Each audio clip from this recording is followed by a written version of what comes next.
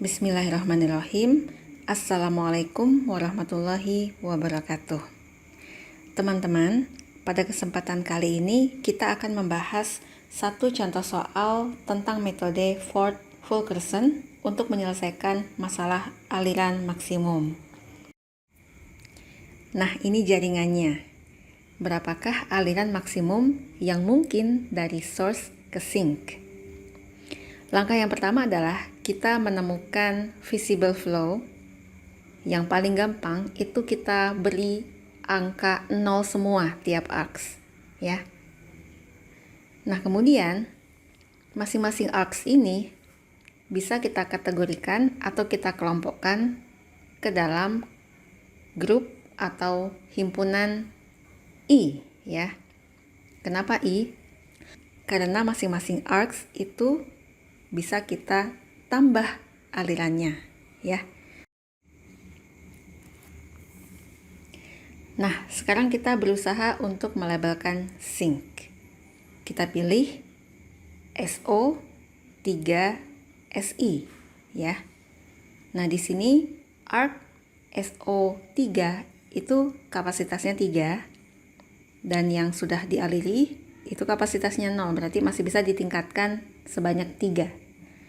Kemudian arc 3SI itu kapasitasnya 5, aliran sementara itu 0, berarti masih bisa ditingkatkan 5.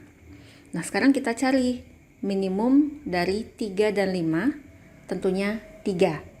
Nah, berarti di sini kita bisa menambahkan 3, ya, di arc SO3, dan juga kita bisa menambahkan 3 dari arc 3SI.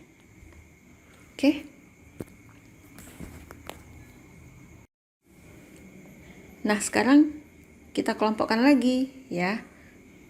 SO3 ini dia masuk ke dalam himpunan R. Kenapa?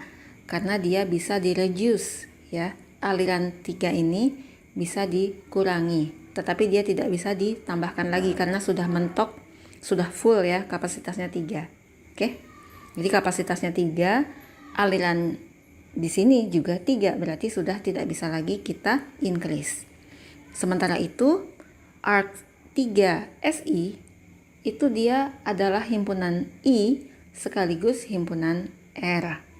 Kenapa I? Karena dia masih bisa ditambah alirannya. Nah, kapasitasnya kan di sini 5. Sementara itu alirannya kan masih 3, berarti masih bisa ditambah lagi 2 unit gitu, ya. Dan dia bisa juga di-reduce, ya, bisa juga dikurangi. Jadi 3 itu masih bisa kita kurangi menjadi 2, 1 atau 0. Oke? Nah, sementara itu arcs yang lainnya kita beri notasi I semua, ya. Jadi dia masuk ke dalam himpunan I karena masih bisa ditingkatkan atau di-increase, ya, alirannya, ya. Nah, kemudian kita pilih lagi, ya, jalur yang lain untuk melabelkan SI, ya. Kita pilih kali ini SO ke 1, ke 2, 3, dan SI. Seperti itu. Nah, kita lihat, ya.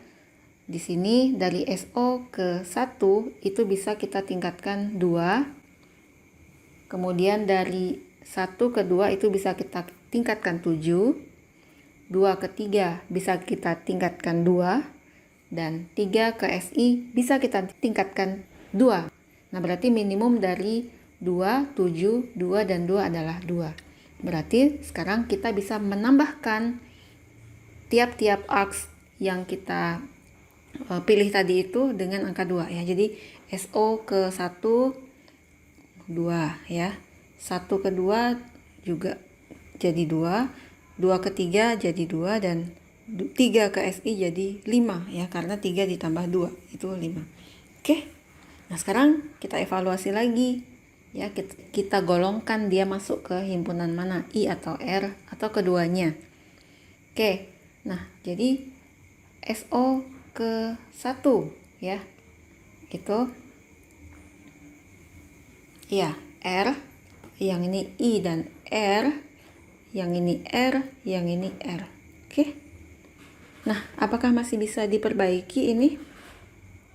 Masih bisa ya. Ya, jadi anggap ini nggak ada panahnya, maka kita bisa mengalirkan ya komoditas itu dari SO ke 2 ke 1 ke SI. Nah, akan tetapi di sini ada pengecualian ya. Jadi kalau yang kita sebut tadi itu semuanya forward arcs. Nah, sekarang kita berkenalan dengan backward arcs. Ya, kenapa? Karena ini melawan arus di sini ya. Jadi SO kedua 2 ke 1, 1 ke SI. Oke, kalau SO kedua dia forward arcs. Tapi kalau 2 ke 1 itu backward ya.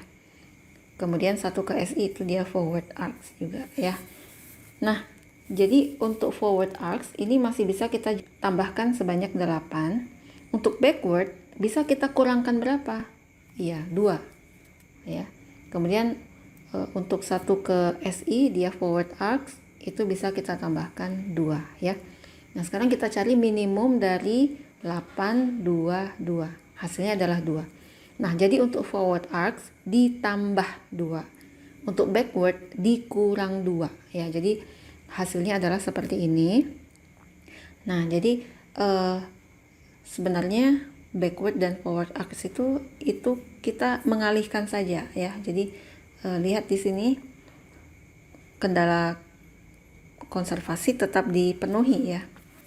Seperti itu. Oke, nah jadi ini semuanya sudah tidak ada lagi yang kita bisa perbaiki dan ini adalah aliran maksimumnya dengan jumlah aliran sebanyak 7. Oke, demikian. Terima kasih.